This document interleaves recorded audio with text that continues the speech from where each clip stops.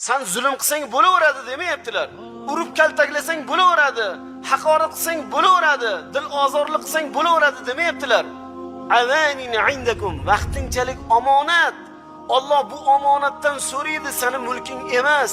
U omonatga xushyor bo'l deb payg'ambarimiz alayhisalom ayollarga yaxshi muomala qiling, ayollar bilan yaxshi munosabatda bo'ling. U zeroki sizning huzuringizda Allohning omonati dedilar.